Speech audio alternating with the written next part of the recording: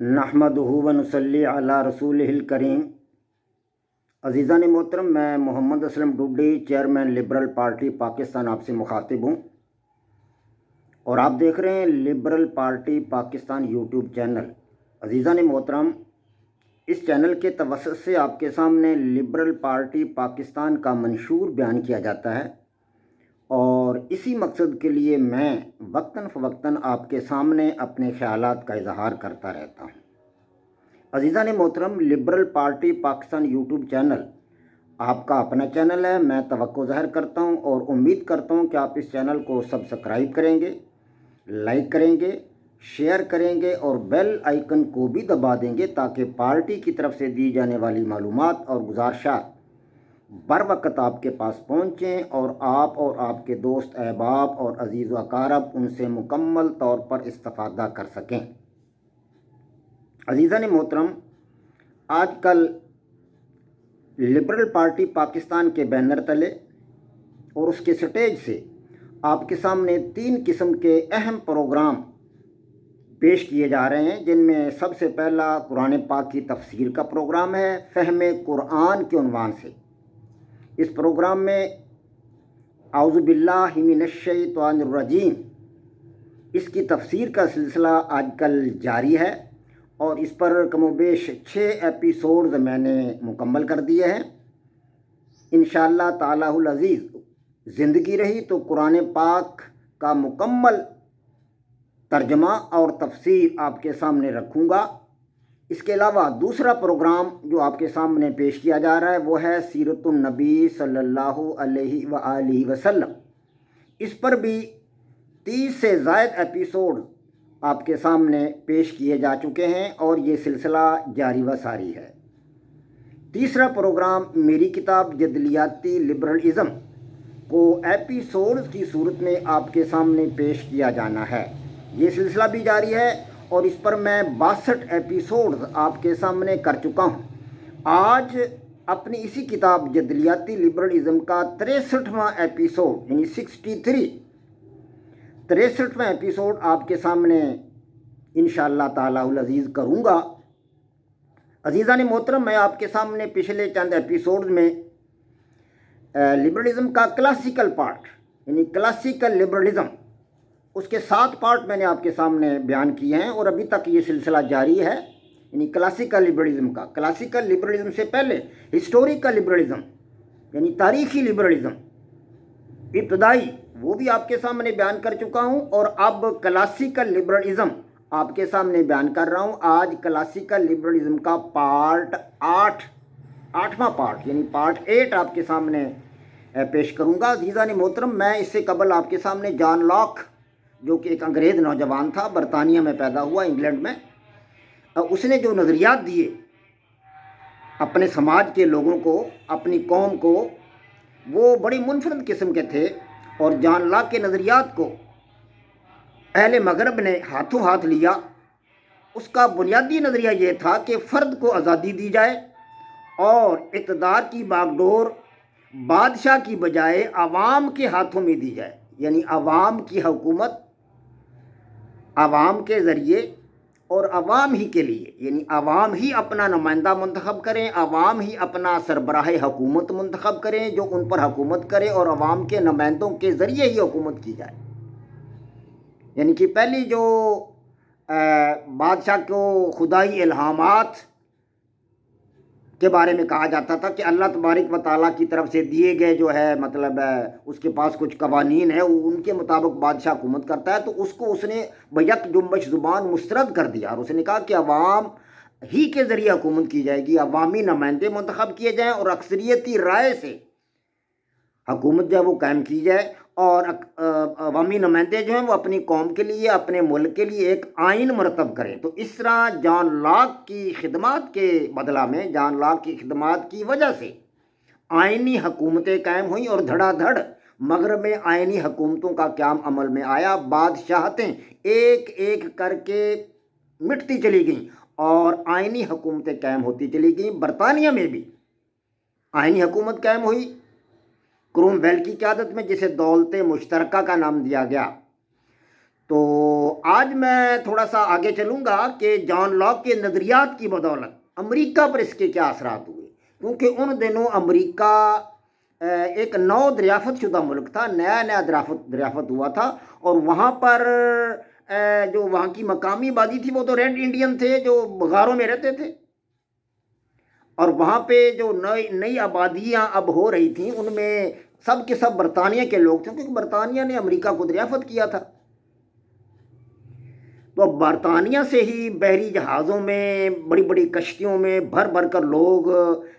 جو تھا اپنا یہ بحری اوقیانوس کے ساحل پر آتے، اور وہاں پر اپنے پہلے جھونپڑے بناتے، پھر آہستہ آہستہ وہ چھوٹی چھوٹی بستیاں بن گئی، پھر یہ بستیاں بڑے بڑے قصبوں میں تبدیل ہو گئیں۔ تو گویا برطانیہ کے لوگ ہی تھے جو یہاں امریکہ میں آ کر آباد ہوئے بحری اوقیانوس کے ساحلوں پر۔ اس وقت برطانیہ میں بادشاہ کی حکومت تھی، گو وہ آئینی حکومت تھی اور بادشاہ پارلیمنٹ کے ماتحت تھا، لیکن پھر بھی حکومت تو بادشاہ ہی کی تھی نا۔ اب اسی بادشاہ کی حکومت برطانیہ پر بھی تھی، امریکہ پر بھی تھی، کیونکہ امریکہ جو نیا نیا دریافت ہوا تھا وہاں پر بھی برطانوی کیونکہ لوگ تھے، برطانیہ سے آئے ہوئے سارے لوگ تھے، لہذا وہاں پر بھی اسی بادشاہ کی حکومت تھی جس کی برطانیہ میں حکومت تھی۔ تو اب چونکہ جان لاک کے نظریات یہ لوگ برطانیہ سے سمجھ کر آئے تھے، برطانیہ سے جان لاک کے نظریات کو پڑھ کر آئے تھے، جو اب امریکہ میں آباد ہو رہے تھے بحر اوقیانوس کے ساحلوں پر، برطانوی لوگ یہ جان لاک کے نظریات کو اپنے سینوں میں سمو کر آئے تھے، اپنے دل کی گہرائیوں کے اندر ان نظریات کو جو جان لاک نے دیے تھے، فرد کی آزادی کے نظریات، فرد کو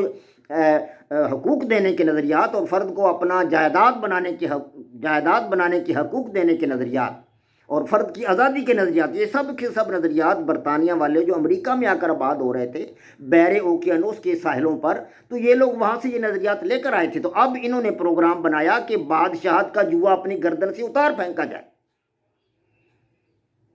تو اب امریکہ کے لوگ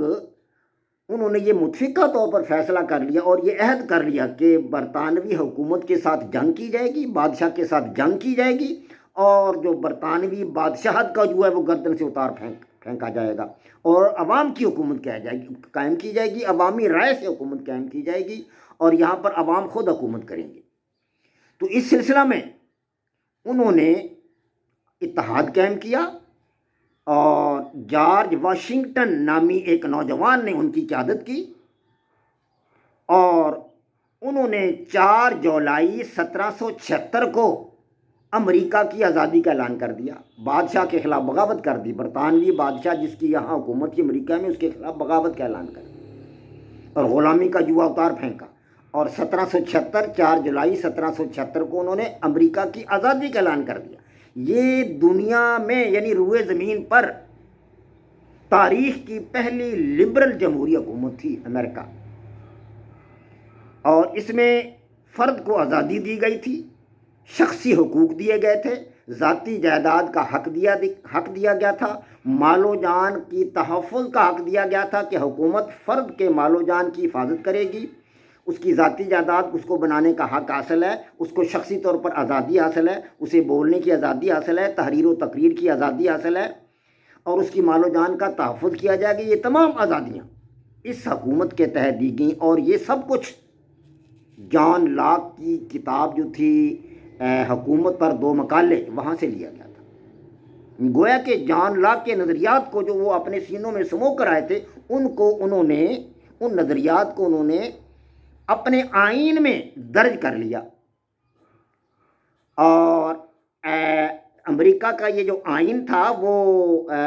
جیفرسن کی قیادت میں لکھا گیا، اور جیفرسن کی قیادت میں یہ سارے پروگرام جو تھے وہ طے کیے گئے۔ اعلان آزادی میں جان لاک کی جو عمرانی معاہدہ تھا، اس کی کتاب حکومت پر 2 مقالے، وہاں سے اس کے نظریات لیے گئے اور ان کا حوالہ دیا گیا آئین میں، جان لاک کے نظریات کا حوالہ دیا گیا۔ میں آپ کو اس کا ایک اقتباس جو انہوں نے اپنے امریکی آئین میں دیا گیا اقتباس جان لاک کی کتاب سے، وہ آپ کے سامنے آپ کو پڑھ کر سناتا ہوں۔ ہمارے نزدیک یہ سچائیاں اظہر من الشمس ہیں، ہمارے نزدیک یہ سچائیاں اظہر من الشمس ہیں کہ تمام انسان آزاد پیدا کیے گئے۔ یہ امریکہ کے اعلان آزادی کا ایک اقتباس ہے جو آپ کے سامنے بیان کر رہا ہوں۔ کہ ہمارے سامنے یہ سچائیاں اظہر من الشمس ہیں کہ دنیا کے تمام انسان آزاد پیدا کیے گئے ہیں، جنہیں ان کے خالق نے بعض ناقابل تنسیخ حقوق بخشے، ایسے حقوق جو منسوخ نہیں ہوتے، وہ اللہ تبارک و تعالیٰ نے انسان کو دیے ہیں، جن میں زندہ رہنے، آزادی اور مسرت و آسودگی کا حصول شامل ہے۔ یعنی فرد کو آزادی دی جائے، فرد کو مسرت دی جائے، اس کے لیے، اس کی خوشحالی کے لیے کام کیا جائے، اس کی بہبود کے لیے کام کیا جائے، اور اس کو مسرت فراہم کی جائے، خوشیاں فراہم کی جائیں اس کو۔ یہ کہ ان حقوق کے حصول کے لیے لوگوں پر مشتمل حکومتیں قائم کی جاتی ہیں۔ اب عوام پر مشتمل حکومتیں قائم کی جائیں گی، نہ کہ بادشاہت ہوگی۔ حکومتیں قائم کی جاتی ہیں جو اپنے لیے منصفانہ اختیارات عوام سے حاصل کریں گی یا عوام سے حاصل کرتی ہیں، یعنی کہ ایسی حکومتیں قائم ہوں گی جنہیں عوام منتخب کریں گے، عوام اپنے نمائندے منتخب کریں گے، اور یہ کہ جسے کوئی، اور اگر کوئی طرز حکومت ان مقاصد کے لیے تباہ کن بن جائے، اور اگر کوئی ان میں سے کوئی طرز حکومت جو عوام نافذ کریں اپنے نمائندوں کے ذریعے، اگر وہ طرز حکومت عوام کے لیے تباہ کن بن جائے، ملک و قوم کے لیے تباہ کن بن جائے، تو عوام کو حق حاصل ہے کہ وہ اس کو بدل دے۔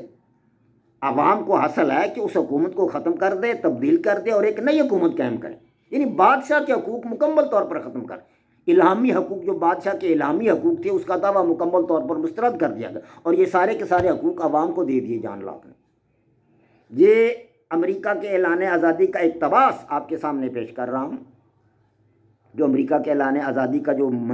منشور اپنا جو آئین لکھا گیا، اس آئین کا ایک حصہ ہے جو آپ کے سامنے پیش کر رہا ہوں۔ تو یہ کہ اگر کوئی طرز حکومت ان مقاصد کے حصول میں کامیاب نہ ہو، ناکام ہو جائے، تو عوام کو حق حاصل ہے کہ اس حکومت کو بدل ڈالے، اس حکومت کو تبدیل کر دے، اور ایک نئی حکومت قائم کی جائے، اور اس کی بنیاد ایسے ہی اصولوں پر رکھی جائے جس میں عوام کی آزادی ہو، فرد کی آزادی ہو، فرد کے حقوق ہوں، جان و مال کا تحفظ ہو، اور اس کو جینے کا حق حاصل ہو، جان و مال کا تحفظ ہو، اور جائیداد بنانے کا اس کو حق حاصل ہو۔ یہ اصول اس کے اندر کار فرما ہونے چاہیے جو نئی حکومت بنے، اور اس کے اختیارات اس طرح منظم کریں کہ وہ حکومت ان کے تحفظ اور مسرتوں کی ضمانت دے، یعنی ایسی حکومت قائم ہو جو فرد کی حفاظت کر دے، فرد کے حقوق کی حفاظت کر کے اس کے مال و جان کا تحفظ اس کو دے، جائیداد بنانے کا حق اس کو دے۔ تو یہ امریکہ کے اعلان آزادی کا جو اختتامی حصہ ہے، اس سے میں نے ایک اقتباس آپ کو پڑھ کر سنایا۔ تو اس طرح امریکہ نے برطانیہ سے آزادی حاصل کی، اور آزادی حاصل کرنے کے لیے انہوں نے بڑی جد و جہد کی، برطانوی بادشاہت کے خلاف جنگ کی، وہاں مقابلے ہوئے، اور امریکی عوام کی جس شخص نے قیادت کی اس کا نام تھا جارج واشنگٹن۔ تو امریکی عوام نے جارج واشنگٹن کو ہی اپنا سب سے پہلا صدر منتخب کیا، اور جارج واشنگٹن نے بعد ازاں امریکہ کے لیے بہت سارے کام کیے۔ بڑا معروف نام ہے امریکہ کا، سب سے پہلا صدر تھا جارج واشنگٹن، اس نے امریکی عوام کی قیادت کی تھی برطانوی بادشاہت کا مقابلہ کرنے کے لیے، برطانوی فوجوں کا مقابلہ کرنے کے لیے بڑی جاں گسل اس نے محنت کی، اور امریکہ کو بالآخر اس نے آزادی دلائی۔ تو روئے زمین پر گویا کہ یہ پہلی لبرل جمہوری حکومت تھی امریکہ کی، جو بعد ازاں یہی لبرل جمہوری پروگرام پوری دنیا میں آہستہ آہستہ پھیل گیا۔ وما علینا الا البلاغ۔ پاک فوج زندہ باد، پاکستان پائندہ باد۔